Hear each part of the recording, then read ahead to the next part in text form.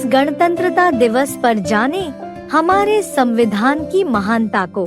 जैसे प्रजातंत्र में है, एक कुर्सी पे बैठा, उसने एक नियम कानून बना दिया, दूसरा मिनिस्टर आया, उसने दूसरा नियम कानून बना दिया, तीसरा मिनिस्टर आया, उसने तीसरा नियम कानून बना दिया। रोज नियम कानून शासन करने के नियम कानून बदलते रहते हैं। तो असली शासन किसे कहें, असली शास्त्र किसे कहें? है एक हो तब तो कहें ना। शासन चलाने वाला राजा भी एक हो, नियम बनाने वाला भी एक हो, है, और उसका विधान संविधान भी एक हो। मानवीय संविधान और ईश्वरीय संविधान में अंतर। भारत देश को कंट्रोल करने वाली किताब कौन सी है? भारतीय संविधान। तो वो तो जड़ की बात हो गई। जड़ नहीं कंट्रोल करता है, जड़ कंट्रोल करता है क्या है? अरे जड़ चीज कंट्रोल करेगी चैतन्य मनुष्य आत्माओं को, या चैतन्य को कंट्रोल करेगा? चैतन्य जड़ को भी कंट्रोल करता है, चैतन्य को भी कंट्रोल करता है। तो ये वसुधैव कुटुंबकम, सारी वसुधा ही हमारा कुटुंब है, ऐसा लक्ष्य देकर हम बच्चों को बाप आता है इस धरती पर। तुम सब बच्चे एक अकाल पुरुष की संतान हो, एक बाप प्रजापिता की संतान हो, अलग अलग धर्म के नहीं हो, तुम सब एक धर्म के हो। तुम्हारा पहला धर्म है आत्मिक धर्म, आत्मा आत्मा भाई भाई। ब्रह्मा की औलाद बनने से, प्रजापिता ब्रह्मा की औलाद बनने से तुम आपस में सब भाई बहन हो गए। ये संगम युग, पुरुषोत्तम संगम युग का विशेष धर्म है ब्राह्मण धर्म। सारी सृष्टि 500-700 करोड़ की जो भी सृष्टि है, एक दिन ऐसा आएगा कि इस सृष्टि पर कोई भी मनुष्य आत्मा ऐसी नहीं रहेगी जो प्रजापिता ब्रह्मा को अपना बाप आदम अथवा आदिदेव या आदिनाथ स्वीकार न करे। तो वसुधैव कुटुंबकम कहा जाएगा ना। सारी वसुधा ही क्या हो गई? एक कुटुंब हो गई। और वो कुटुंब बनाने के लिए परमात्मा बाप इस सृष्टि पर आया हुआ है, वो पारिवारिक व्यवस्था बनाने के लिए आया हुआ है। तो घर परिवार में अंदर कंट्रोल करने वाला कौन होता है? माता। कि घर के अंदर को पिता कंट्रोल करता है? माता ही कंट्रोल करती है। तो माता जो कंट्रोलर है तो वो शासक हुई ना। घर का शासन करने वाली, घर का अनुशासन बनाने वाली कौन हुई? माता हुई। तो माता जो घर का शासन अनुशासन बनाने वाली है, बच्चों को शासित करने वाली है, वो जितनी ही पावरफुल होगी उतना ही कुटुंब परिवार यथावत चलेगा, जैसे चलना चाहिए। तो सब धर्मों में जो भी शास्त्र और शास्त्र के आधार पर चलाने वाली चैतन्य शक्तियां हुई हैं, उन सबका माई बाप कौन बताया मुरली में? गीता माता। तो गीता माता चैतन्य में होनी चाहिए, कोई जड़ गीता की बात नहीं है। और गीता माता है तो गीता पति भगवान भी है। तुम्हारी भी कोई ब्राह्मणों की दुनिया में कोई किताब है या नहीं है, लॉ एंड कानून की है? अरे तुम्हारा कोई संविधान है या नहीं है? हमारा संविधान है श्रीमद् भगवत गीता, भगवान की साक्षात गाई हुई गीता। ऐसे नहीं मनुष्यों की लिखी हुई गीता, नहीं, साक्षात भगवान इस सृष्टि पर आकर के मुकर्रर रथ में जो ज्ञान सुना रहा है वो ही हमारी क्या है, कायदे कानून की पुस्तक है।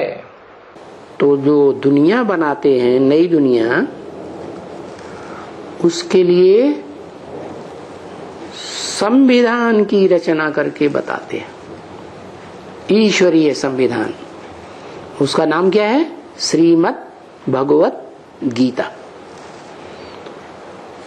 दुनिया में अगर कोई शास्त्र ग्रंथ सबसे अच्छा, सबसे सच्चा है, वो कौन सा ग्रंथ है? सच्चा तो भगवान ही है।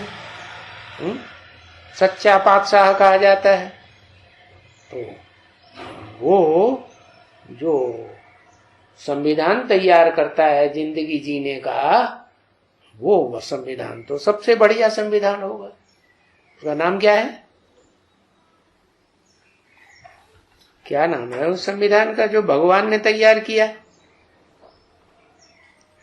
श्रीमद् भगवत गीता, या जिसमें श्रेष्ठ से श्रेष्ठ मत दी गई है कि ऐसे ऐसे चलोगे तो ऐसे सुखी रहोगे, ऐसे चलोगे तो दुखी हो जाओगे, ऐसे करने से स्वर्ग बनेगा, ऐसे करने से नरक बन जाएगा। ब्राह्मणों की दुनिया का संविधान कौन सा है?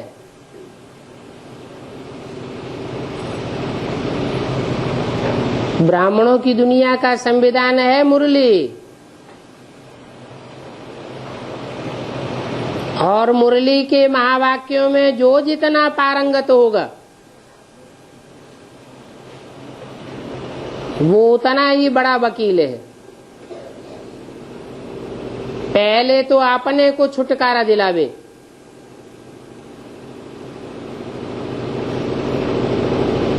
हम सब जेल में पड़े हुए हैं। रावण की जेल है, कंस की जेल है। उस कंस की जेल में पहले खुद का छुटकारा हो, साथ साथ दूसरों का भी छुटकारा करने वाला बने। वकील लोग होते हैं, उनका धंधा ही क्या होता है?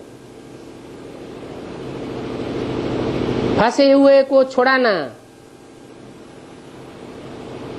वो तो हद के वकील हैं, हद की कमाई करते हैं।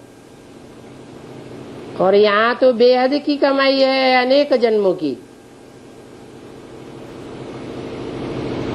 जितना जितना अपने को छुड़ाते जावेंगे, औरों को भी छुड़ाने में समर्थ बनते जावेंगे। उसके लिए चाहिए ईश्वरीय ज्ञान की पराकाष्ठा। जो ज्ञान में जितना तीखा होगा उतना बड़ा वकील बनेगा।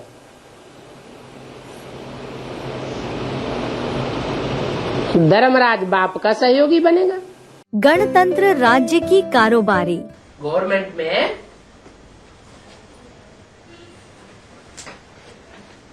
तीन तरह से सारा कारोबार चलता है। आज की जो प्रजातंत्र गवर्नमेंट है उसमें भी तीन तरह के कारोबारी हैं। एक है विधान बनाने वाले, एक है कार्यपालिका और एक है न्यायपालिका।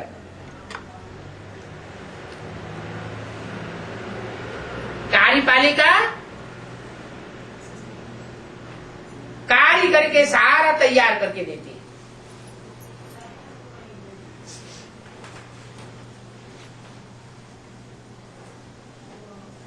अभी 4-6 वर्षों के अंदर सारे ही देश के अंदर चारों कोने से मिलाने वाली ऐसी सड़कें तैयार कर दी कि जिन पे गाड़ी दौड़ने से ऐसे लगता है जैसे हवाई जहाज उड़ रहे हैं। पहले ऐसा नहीं था। अंग्रेजों ने भारतवर्ष में रेल का ऐसा जाल बिछाया जैसा जाल और कहीं भी नहीं है।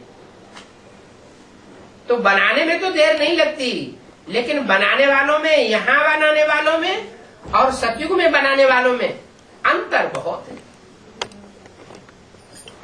क्या अंतर है? यहाँ भले बनाते हैं तो भी दुख दर्द बढ़ता जाता है, और वहां जो बनाते हैं एकदम कंप्लीट, दुख दर्द का नाम निशान नहीं रहता है। तो त्रिमूर्ति में बाप की भी त्रिमूर्ति है, उसमें एक कार्यपालिकाधीश है, एक न्यायपालिकाधीश है और एक विधान पालिकाधीश है। कौन कौन है? ब्रह्मा सरस्वती क्या है?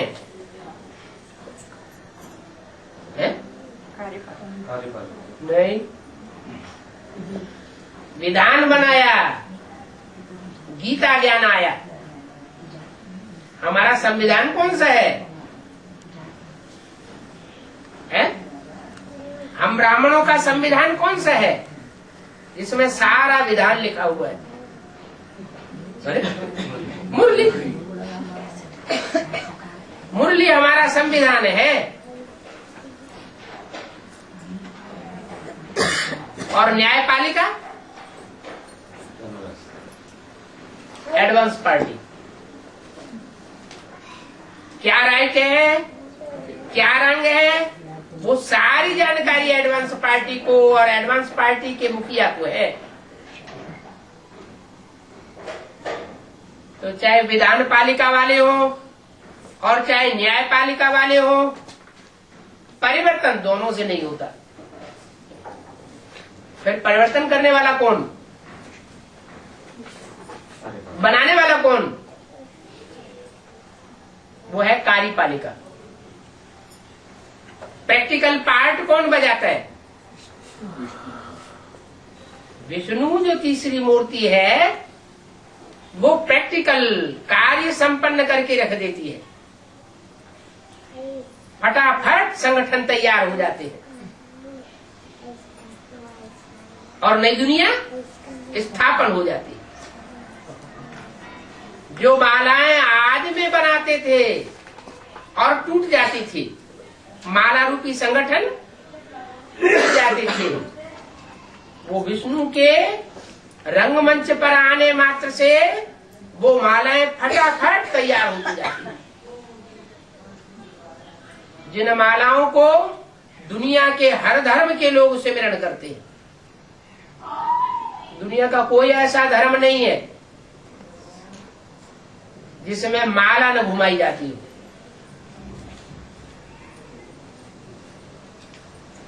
तो ऐसे संगठन जरूर कभी बने थे जो सारी दुनिया में हर धर्म के, हर देश के लोग उस माला को स्मरण करते हैं। वो समय अभी आ गया। विधान पालिका का काम पूरा हुआ, ब्रह्मा सरस्वती चल बसे अपना काम पूरा करके। ऐसे ही न्यायपालिका, बुद्धि का काम करने वाले, तीसरा नेत्र शंकर और जो भी शैव संप्रदाय, तीसरे नेत्र की औलाद, बुद्धिमान बाप के बुद्धिमान बच्चे, उनका भी कार्यकाल पूरा हो गया, लेकिन परिवर्तन नहीं हुआ। परिवर्तन फिर किसके द्वारा होता है? जब विष्णु प्रैक्टिकल पार्टी मैदान में आती है। संविधान कौन बनाएंगे? संविधान कानून का नाम है, कानून का ग्रंथ। असली कानून भगवान बनाता है या मनुष्यात्माएं बनाती है? भगवान ने तो असली कानून ब्रह्मा के मुख से दे दिया। ये गीता क्या है? भगवान का बनाया हुआ संविधान है। यही बात गीता में लिखी है कि भगवान जो आकर के रास्ता बना देते हैं, उसी रास्ते का सारी दुनिया अनुगमन करती है। मम वर्तमान वर्तन्ते मनुष्या पार्थ सर्वस्य। जो भी दुनिया में मनुष्य हैं वो मेरे रास्ते का ही अनुगमन करते हैं। किसने बोला? कौन है संपूर्ण विधान बनाने वाला? पूर्ण आत्मा एक ही है, जो सभी आत्माओं का बाप है, जिसका कोई बाप नहीं, जिसे परम पिता कहा जाता है। क्या कहा जाता? परम पिता। परमात्मा नहीं कह सकते हैं? क्यों है? आत्माओं के बीच में कंपेयर किया जाए तो कहा जाएगा परमात्मा। लेकिन सुप्रीम सोल बाप को किसी के साथ कंपेयर नहीं कर सकते। कर सकते हैं? नहीं, क्योंकि उसके समकक्ष उस जाति की पार्ट बजाने वाली कोई आत्मा नहीं है। वो तुरीय है। सम माने संपूर्ण और विधान माने कानून, विधि। बिना कानून के तो अराजकता हो जाएगी। क्या? कानून असलियत में नई पाल से ही शुरू होते। जो नई दुनिया बनती है, इस नई दुनिया की पालना करने वाले जो कायदे कानून बनाते हैं, वो कायदे कानून 5000 वर्ष तक भी चलते हैं। संविधान का पालन। तो जो विधान को मानने वाला है, विधान को जानने वाला है, विधान के आधार पर, संविधान के आधार पर चलने वाला है, वो सजा भोगेगा या नहीं भोगेगा? है? नहीं भोगेगा। राष्ट्रीय गीत। राष्ट्रीय गीत, हाँ। और हाँ, दोनों में अंतर क्या है? जन गण मन अधिनायक। जन माने मनुष्य, गण माने मनुष्यों का समूह, मन माने मन जो संकल्प चलाता है, एक एक का मन। अधिनायक माने स्वामी। उनका स्वामी कौन है? जन गण मन अधिनायक कौन है? अरे मन बुद्धि का अधिनायक कौन है? अरे परमपिता परमात्मा ही तो मन बुद्धि का अधिनायक है। तो वो राष्ट्रीय गीत ये है, जनगण मन अधिनायक परमपिता परमात्मा को इंट्रोड्यूस करता है। और वंदे मातरम माता को इंट्रोड्यूस करता है। अभी कौन सा गान चल रहा है भारतवर्ष में? किसको मान्यता दी हुई है? जब झंडा गान करते हैं तो क्या गाते हैं? जनगण मन अधिनायक जय हे भारत भाग्य विधाता। लेकिन जो गाते हैं उन्हें ये पता नहीं है कि जो भारत भाग्य विधाता भगवान है, वो भगवती के बगैर है कुछ नहीं कर सकता। क्यों? क्योंकि भगवान भी पुरुष तन में आता है या स्त्री तन में होकर रूप से आकर प्रत्यक्ष होता है? पुरुष तन में आता है। और पुरुष सब दुर्योधन दुशासन तो दुर्योधन दुशासन पवित्र होंगे या कुछ न कुछ अपवित्र जरूर होंगे, हैं? अपवित्र होंगे। पवित्रता से दुनिया के सारे कार्य होते हैं या अपवित्रता से होते हैं? प्रैक्टिकल में पवित्रता चाहिए, सिर्फ मन बुद्धि की नहीं, प्रैक्टिकल में पवित्रता। वो प्रैक्टिकल में पवित्र रहने की पावर कन्याओं माताओं में है या पुरुषों में है? कन्याओं माताओं में जो मुखिया है गौरी, वो है वंदे मातरम, उसकी वंदना करते हैं, है? तो क्या खराब है? हैं? हाँ, उसमें तो सब समाई हुई है भारत माता में। भारत माता में जो भी नदियां हैं सब समाई हुई हैं। वो नदियां चैतन्य हैं या जड़ नदियां हैं? चैतन्य नदियां हैं। हाँ, राष्ट्रगीत होता है ना, हाँ, उसमें जन गण मन अधिनायक जय हे बोलते हैं। हाँ, खड़े रहते हैं, हाँ, फिर एकदम हाँ, बन के खड़े रहते हैं। हाँ, हाँ, तो वो जन गण मन, हाँ, तो ये अधिनायक माना प्रजापिता के लिए है। हाँ, अधिकार करने वाला, नायक माने नेता। हाँ, कौन है नेता? माने ले जाने वाला। तो उसके लिए राष्ट्रगीत बोलते हैं। हाँ, हाँ, राष्ट्रगीत बोलते हैं। और किसके सामने बोलते हैं? हैं? एक आदमी बोलो। तिरंगा झंडे झंडे के सामने बोलते हैं। और झंडे में भी 3 रंग वाले कपड़े हैं, तो तीनों को बोलते हैं या एक को ऊंचा रखते हैं? एक को ऊंचा रखते हैं। जिसको ऊंचा रखते हैं उसके ऊपर लिखा हुआ है सत्यमेव जयते। क्या? सत्यमेव जयते। वो एक ही सच्चा है, गॉड इज ट्रुथ। और बाकी से सब नंबरवार झूठे हैं। वो ही जनगण मन अधिनायक है। सैल्यूट, सलामी। स्वतंत्रता के दिन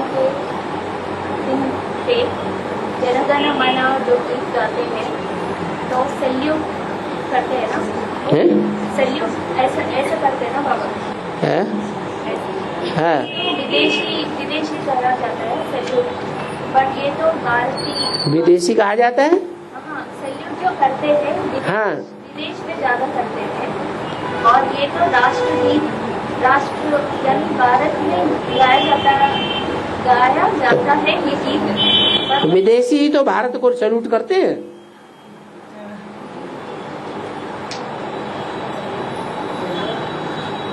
भारत को सैल्यूट कौन मारेंगे?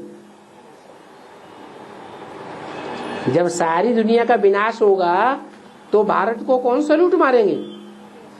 हैं? विदेशी तो सबसे ज्यादा सैल्यूट मारेंगे। वही तो जनगण मन अधिनायक कहेंगे।